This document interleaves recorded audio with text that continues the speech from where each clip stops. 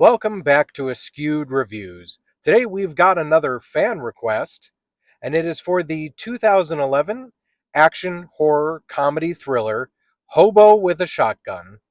Here is your trivia question for today. This movie was originally just a trailer for the double feature Grindhouse. What were the other trailers, and what was the only other one to get a feature film? The answer will be at the end of this video.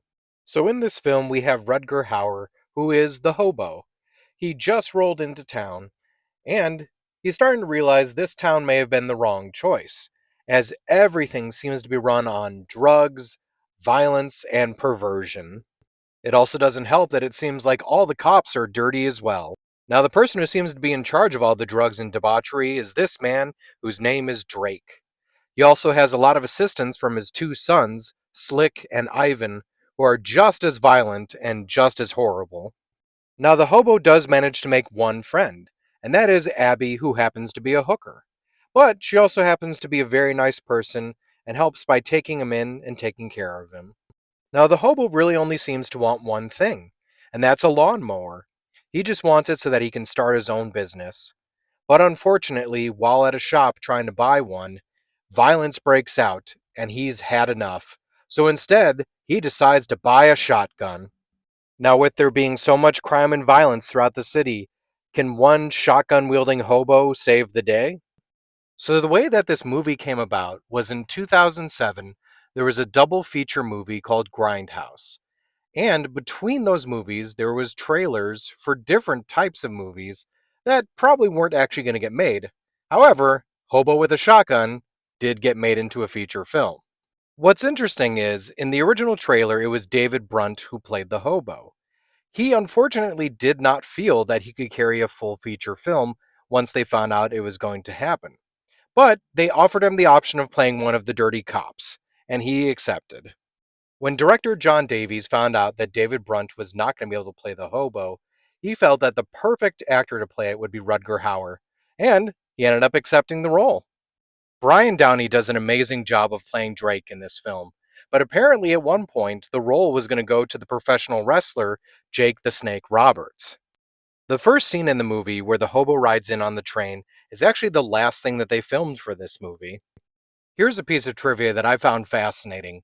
When the character of Logan near the beginning of the movie has his head decapitated and a woman dances in his blood, there's an actual bystander in the background who was brought on as an extra that had recently, very recently, just gone through corrective surgery as they were blind.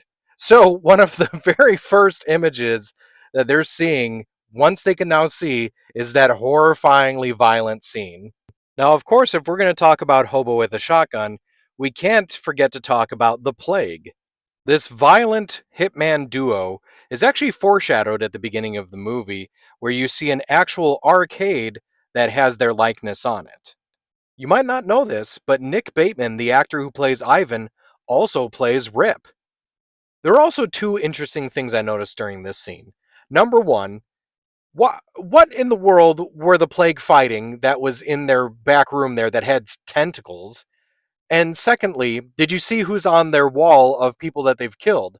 Supposedly, Jesus Christ, Joan of Arc, Abraham Lincoln, and the Easter Bunny. The original ending of the film was going to have Abby come back as part of the group The Plague, where she was going to have her hand replaced with a set of 3 shotguns that apparently would work like a Gatling gun. Here's one last piece of trivia about The Plague. There was at one point talks of doing a prequel that was all about the plague.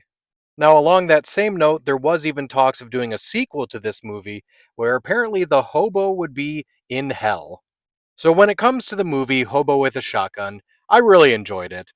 I love the ultra violence and especially the aesthetic to it, where the cinematography made it look like it was a 60s or 70s movie. But I am going to have to give this movie a 3 out of 5 just for the simple fact that, obviously not the greatest plot in the world. Now, for those of you who can't get enough of Hobo with a Shotgun, I don't know how easy either of these are going to be able to find, but apparently there was actually a comic book made, and for at least iPhones, you can get Hobo with a Shotgun, which is a bit of a side-scrolling adventure that's kind of like the old Double Dragon games. Now, as for the trivia question from the beginning of this episode, This movie was originally just a trailer for the double feature Grindhouse. What were the other trailers, and what was the only other one to get a feature film? So, along with the double feature films of Planet Terror and Death Proof, there were the trailers for movies like Hobo with a Shotgun, Rob Zombie's The Werewolf Women of the SS, Edgar Wright's Don't, Eli Roth's Thanksgiving, and of course, Machete, which did in fact get a sequel, and there's even a third film that is still in the works that will hopefully be produced at some point soon. I hope you enjoyed this episode of Askewed Reviews. If there is a movie you'd like to see get a review, just mention it in the comments.